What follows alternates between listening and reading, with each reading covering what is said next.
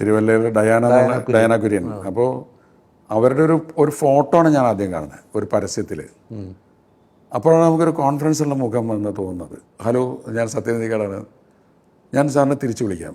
കാരണം ഇത് ആരെങ്കിലും പറ്റിക്കുകയാണെന്നാണ് പുള്ളി വിചാരിച്ചത്.